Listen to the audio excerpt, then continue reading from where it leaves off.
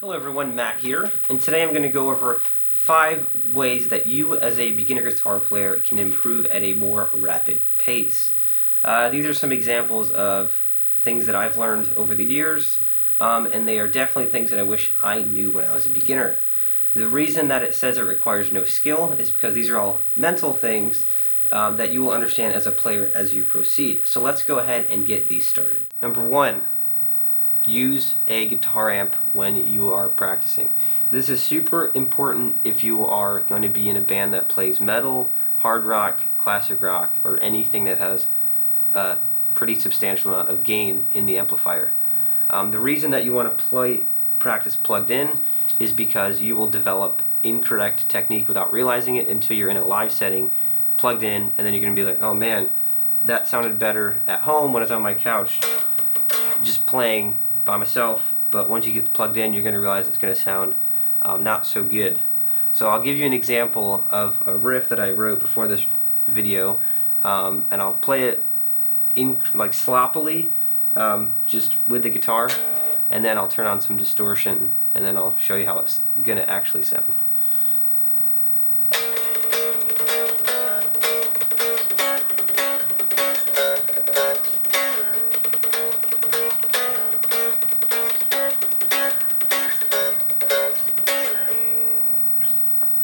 Alright, so now if we add the distortion,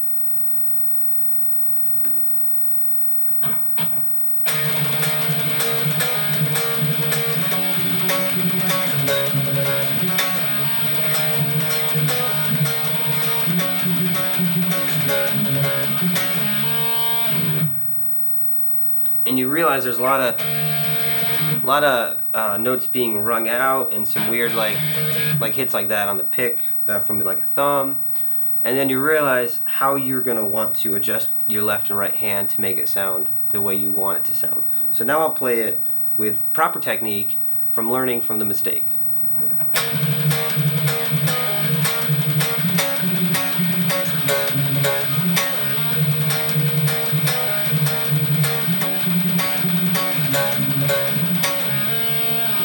So what I did there is I took my right hand and I had it with more power on the bridge of the guitar, and my left hand had more force hitting the frets. So everything was being fretted down hard, and the right hand had a lot of impact on the bridge to mute those strings so they didn't ring out when I was hitting a chord. Alright, let's go on to step 2. Alright, number 2, change your guitar strings regularly. The reason you're going to want to do that is because that will ultimately determine how you play and how you're inspired when you play that guitar. If you have dead strings, you're not going to play as well as you normally can. Just like a runner, if they have shoes that are worn out, or a soccer player has cleats that aren't worn out, they're not going to play up to as well as they can. I know from personal experience because I just actually picked these up a couple days and I realized, like, wow, new guitar strings make a huge difference, and it just kind of clicked, and I was like, wow, I should make a video about this. It will really help people understand that as a beginner, it's only as good, your guitar is only as good as its weakest link. So if your strings are bad, you're going to want to change them, and you'll realize how well you can actually play. Alright, number 3, get your guitar set up by a professional. It doesn't matter if your guitar is $300 or $3,000. This guitar that I got originally, I paid $150 for. I put a few $100s into it, and now it is my favorite guitar. I got it set up, I switched the neck out, I switched the tuning pegs out, I fixed the bridge, and all of that ultimately made me really happy. After I switched the neck out a couple years ago, I was still having issues with the bridge. The saddles were coming out and they were jabbing into my arm, or my hand, excuse me, when I was doing palm mutes, and it was really making me mad. It was making me frustrated, and I would actually go and play my acoustic versus this right here. So, you know, I was like, it's time to go to a professional to get it set up. I asked around on people that have lived in the area for longer than me and that have been in the professional field, and they said take it to Maple Street Guitars in Buckhead, Atlanta. I took it there. They charged me about $140. They switched my strings out, they fixed the bowing in my neck, they fixed the saddles, they intonated the strings. Everything that I wanted to do. They actually replaced the little pickup selector knob on here because it was missing. And when I hit the first chord on the guitar, I was like, whoa. It felt like a new instrument. I got inspired. I wanted to go home, write riffs, and have fun. I was also having another issue as well, but this one was one that my dad and I actually did together, which was awesome. I switched out the tuners on here because they're really cheap on this neck. They would just untwine or get out of tune, and I really hated it. So I put the official Fender locking tuners on there, and I have had no issues with it. It stays in tune, and I'm really happy with it. So again, get it set up by a professional. Ask around, where you live, and see where you can take it for the best price for, and the best bargain, because places can overcharge you for the same repair. So just ask around and get the best deal in your area. Alrighty, number 4, inspiration. So you're probably wondering, well, how does a Sony PlayStation 3 inspire you when you're playing guitar? I will explain. So, when I first started guitar, I was 14 years old. I had a PS2 at the time. And then around, I think I was 17 when I got the PS3. I think I waited a year.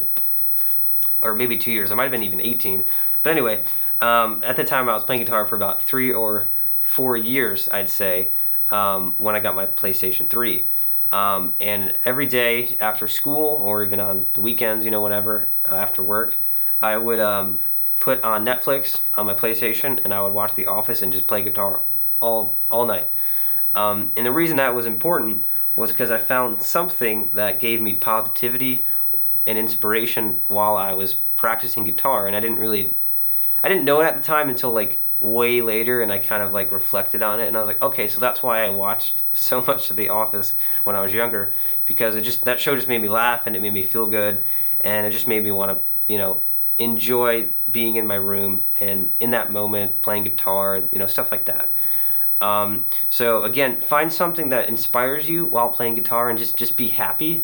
I understand that sometimes you're not feeling so hot when you're playing guitar, but just kind of be in a bubble that makes you feel good. It makes you want to learn, and it makes you want to progress as a person on the instrument. Again, maybe watching a documentary is something for you, or even like reading between playing guitar.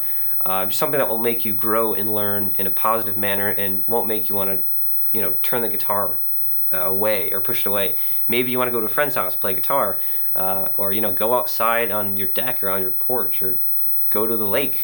Anything that makes you feel good will always make you want to progress as a musician on the instrument. Alright, the 5th and final one is be realistic. What I mean by that is, don't try to push yourself to where you get frustrated when you're learning guitar. For me, when I was growing up, I still am, into metal. So hearing these metal guitar players like James Hetfield with his downpicking, or Paul Gilbert with his insane technique, with his really nice sweep technique, or his legato, Buckethead is another one that comes to mind. They would always scare me as a guitar player. I'd try to learn these Metallica riffs, and I'm like, man, I can't play this. I suck. I'm a horrible guitar player. And I would put myself on a pedestal. And that is something you don't want to do as a guitar player. You don't want to put yourself in someone's shoes and try to be that person, because you'll just be let down. I promise you, because I did that, and just maybe the past couple years, I realized that I can't do that anymore. I just need to be myself. Again, that has to do with it too. Be yourself, be realistic. People will try to learn how to play these crazy 6-string sweeps, and they're like, I can't do it, I suck. Because Alexi Laiho from Children of Bodom can do it, and he's a guitar idol, and he's in all the magazines.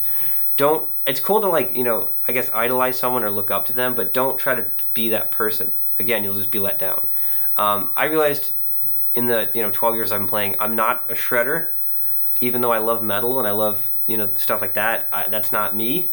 I realize it's kind of weird, because I love metal, but I'm really not that great of a metal player. I'm more of like a hybrid between like I guess metal and hardcore punk kind of things, like AFI or like Fugazi or something like that, where it's very riff based versus this is how fast I can play 6 strings up and down the neck.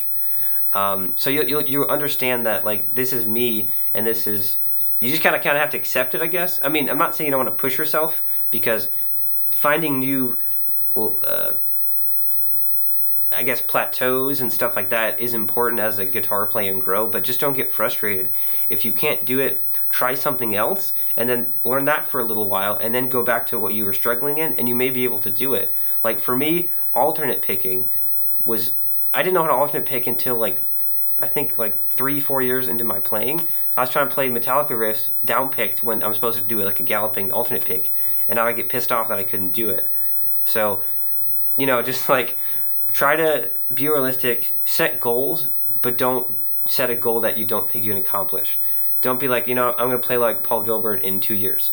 Because you might be let down, but hey, who knows, you might be able to succeed. It's all personal. So find what makes you positive, find what makes you feel good, be realistic, get your guitar set up, change your strings, practice with an amp, and you'll exponentially feel better about what you're doing. You know, I hope that helped. You know, leave comments. If you like this video, let me know and I can do more like this. Thank you and have a good day.